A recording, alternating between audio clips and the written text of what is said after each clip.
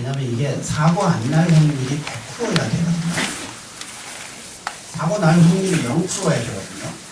근데 사고가 감당이 안 되기 때문에 이건 그냥 없애야 되는 거다. 그 얘기를 하려고 하는 겁니다. 사실 제가 할 일이 다 끝났습니다. 그 얘기만 하려고 하는 거예요. 이거는 그런 걸 떼는 게 아니라 원자력, 우라늄이라는 걸 떼는 거죠. 어떻게 생겼냐면 한 4.5m 정도 되는 파이프가 있어요. 가느다란 파이프가 있고 그 안에 우라늄 펠렛이 쫙 일렬 종대로 들어있습니다. 이걸 해결료 봉이라고 하는데 해결료 봉 수백 개를 이 안에 집어넣어요. 그런 다음에 밖에서 중성자 가지고 이걸 팍 때리면 우라늄이 깨집니다. 깨지면서 중성자 3개가 나와요. 이게 옆에 있는 다른 우라늄을 또 깨는 겁니다. 이게 또 깨지면서 중성자 3개가 또 나와요. 이런 식으로 연쇄 반응이 계속 일어나는 거죠. 우라늄이 깨지면서 중성자가 튀어나오면서 열이 나는데 그 열이 엄청나게 많습니다. 탐낼만 해요. 열이 무지하게 많아요. 그래서 여기서 한 번 들어가서 반응을 한 번 하기 시작하면 4년 반 동안 밤낮 없이 물을 끓입니다. 무슨 불이 4년 동안 타요? 그런 불이 어디 있어요? 탐낼만 하죠. 그렇게 해서 이거를 밖으로 4년 반 후에 그 다음에 이제 밖으로 꺼내서 아직 뜨거우니까 이제 물통 하나씩 만들어서 이걸 식힙니다. 최소 10년 이상 식힙니다. 그래야 다 식어요. 우리나라 보통 20년, 30년 식히는데요. 그렇게 해서 다 식은 다음에는 어떻게 해야 됩니까? 이 해결료봉 이게 이른바 보증의 폐기물이거든요.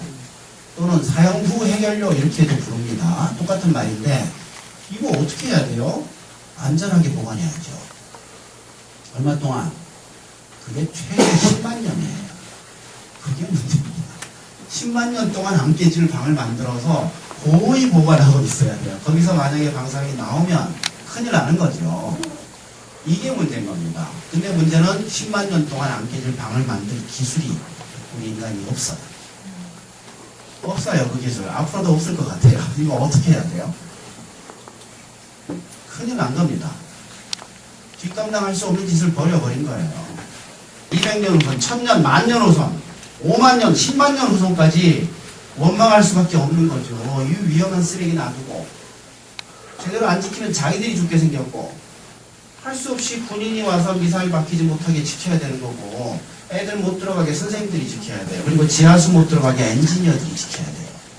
사고라도 좀 안 나면 좋겠는데 사고는 또 어떻게 났습니까? 지진이 딱 나니까 원전에 붙어있는 파이프들이 많은데 덜덜덜 떨리면서 여기 금이 간 거예요. 이 안에 들어있는 물이 빠진 겁니다. 물이 빠지면 어떻게 되겠어요? 해결료 봉이 있고 그 사이에 물이 왔다 갔다 하면서 이게 끓으면서 해결료 봉이 식으면서 이렇게 돼야 되는데 물이 없으니까 어떻게 돼요? 주전자에 물 끓이다가 물 다 달아진 다음에 어떻게 돼요? 불은 켜져 있고 주전자 타는 거죠. 그 꼴 된 겁니다.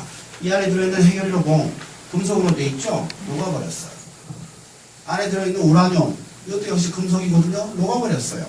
샘물 상태로 여기 보여버린 겁니다. 이걸 노심용융이라고 하는데 노심용융이 한번 돼버리면 지구상에 담을 그릇이 없어요. 뭘 넣어도 못 담습니다. 원자로 20cm 두께 강철 금방 녹여버렸어요.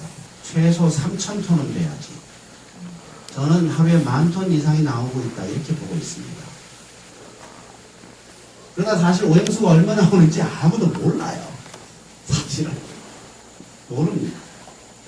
거기다가 20년, 30년씩 식히는 이 물통이 있잖아요. 이게 터졌습니다. 3호기 그리고 4호기 이게 터졌고요. 이 안에는 원자로하고 비슷한 양 들어있었어요. 이거는 원자로의 3배가 들어있었습니다. 손상된 해결료의 양이 얼마쯤 되냐 비교해보기 쉬워요. 체르노빌 이거 하나 터진 거거든요. 체르노빌의 몇 배냐 계산하기 아주 쉽습니다. 1배, 2배, 3배, 4배, 5, 6, 7배 그냥 7배예요. 여기 일본 학자들이 오염지도를 이렇게 내놨는데 후쿠시마 여기 있죠. 도쿄 여기 있죠. 이만큼 이게 지금 고농도 오염이 됐고요. 일본 땅 전체 중에 약 70%가 방사능에 오염이 됐어요. 땅에 70% 오염됐다. 뭐를 의미합니까? 일본산 농산물의 70%가 오염된 거예요. 그냥 그 다음에 할 수 있는 건 모른다. 아무것도 모른다. 예방 말고는 아무것도 모른다. 뭘 할 수 있어요 지금 이 상황에서.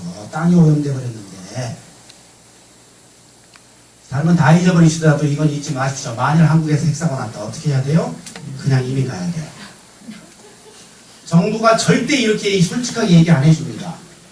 내가 대통령 같으면 혹시 모르겠어요. 한 번쯤 생각은 해볼 것 같은데 국민 여러분 우리는 땅 전체가 오염됐습니다. 여기서 사는 것은 위험합니다. 모두 이민 가세요. 이렇게 얘기해야 되거든요. 그렇게 얘기 못할 겁니다. 어떻게 얘기할 것 같아요? 지금 현재 일본 정부가 똑같은 얘기 하겠죠. 당연히 정부는 최선을 다하고 있습니다. 국민들 안심하십시오. 기준치 이하니까 안전합니다. 정부를 믿으세요. 이 얘기밖에 더 하겠냐고요. 기준치 확 올리겠죠 또. 그거 믿고 가만히 있으면 어떻게 돼요? 끝나요. 그냥. 지금 5개월 만에 이만큼 갔죠. 2년 반 지났죠. 5배 정도 더 갔을 겁니다. 자, 여기 어디 있어요? 무슨 나라에 있어요?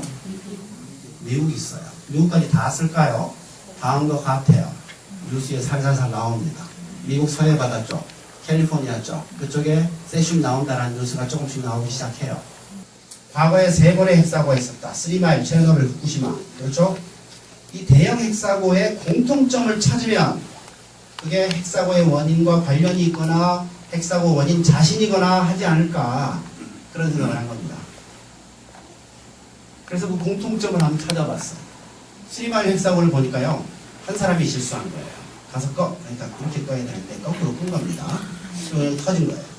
체르노빌 사고 과학자들이 실험하다 터진 거예요. 우라늄 똑같이 쓰면서 어떻게 하면 좀 전력 많이 만드나 조건 좀 잡자. 브레이크 밟았다가 악셀 밟았다가 몇 번 한 겁니다. 악셀 밟은 지 3초 만에 터진 게 체르노빌 사고예요. 후쿠시마 사고는 자연재해죠. 그렇잖아요. 지진 쓰나미 때문에 온 거란 말이죠. 다 달라요, 원인이. 원자로 구조가 같은지 봤어요? 다 달라요. 저는 원자로 그렇게 다양한 줄 몰랐어요. 지금 현재 원전 개수만. 전 세계에서 어디가 제일 많냐? 미국입니다. 104개. 가능하면 숫자 한번 외워보세요. 2등이 어디예요? 프랑스예요. 58개입니다. 3등 어디예요? 일본이에요. 54개. 4등은 어디입니까? 정답이 여기 있어요. 보시면 러시아 몇 개입니까? 32개죠? 그리고 5등 어디입니까? 한국이에요. 몇 개입니까? 21개라고 되어 있죠. 이 지도 그리고 2개 더 지었어요. 23개입니다. 핵사고란 나라들의 공통점이 있습니까? 있죠. 보이시죠? 뭐예요 그게? 원전 개수가 많아요. 원전 개수가 많은 나라에서만 났어요. 그리고 많은 순서대로 났어요. 이건 뭘 의미합니까 이게? 핵사고는 확률대로 일어난다 라는 얘기입니다. 그리고 앞으로도 확률대로 일어날 것이다 라는 걸 의미합니다. 어떻습니까? 무리한 가정입니까? 아니에요. 아니에요. 아닙니다. 분명 사람도 수명이 다 되면 죽듣기 기계도 마찬가지야. 우리가 볼 때 이 70, 80 할머니들이 볼 때 그 수명이 다 된 기계를 갖다가 폐쇄시켜야 되는데 계속 비품 헝거를 이어가지고 그 위험한 거를 헝거를 이어가지고 먹고 돌리고 있기 때문에 정말로 지금 거기 폐쇄가 돼야 된다. 그래서 우리가 그거 간다. 지금 언제는 다시 더 하면 안 된다. 한겨레와 경향신문에서 광고를 하는데 원래는 조그만하게 하려고 그랬거든요. 근데 11,000명이나 되다 보니까 숫자가 많아서 통으로 이렇게 저희들 광고를 내주시겠다고 합니다. 특별히 서울대체회의에 관계되시는 분, 또 이 서명에 참여해주신 모든 분들에 감사드립니다. 유일하게 한국전력은 송전탑과 관련돼서 갈등을 조정해서 합의를 하는 과정들을 한 번도 겪지 않았습니다.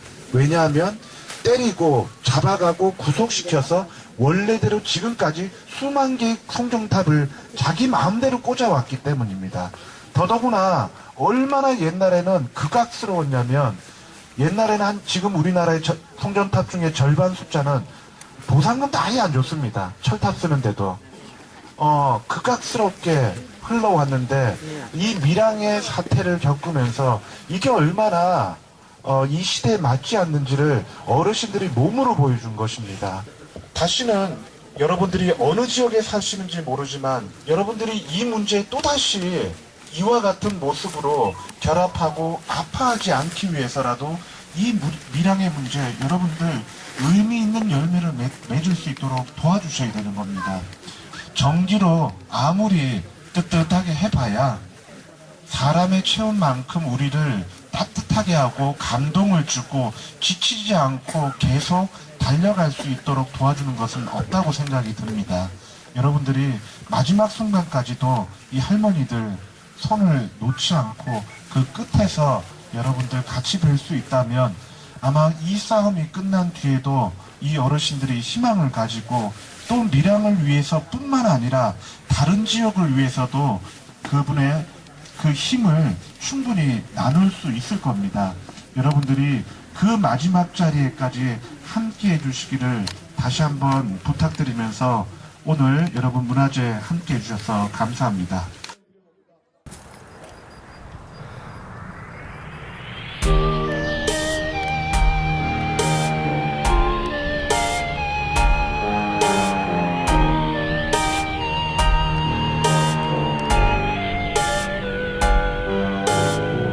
자유 그 바람 알아야사 사랑을 노래하네. 자유 그 바람 알아야사 끝없는 춤을 추리라. 푸른 바다에 달이 떠오르며 달빛이 되어 너를 비추고 바람이 불면 새가 되어 날아오르리. 별빛을 따라 자유를 알아야사 평화를 노래하네. 자유 그 바람 알아야사 너를 맞이하리라.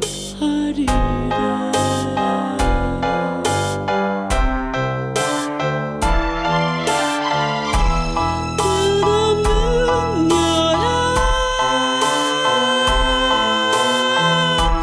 춤을 추리라. 사랑을 하며 노래를 하며 모든 것을 다 태우리. 자유 그 바람 알아야사 사랑을 노래하네. 자유 그 바람 알아야사 끝없는 춤을 추리라. 끝없는 춤을 추리라. 끝없는 춤을 추리라.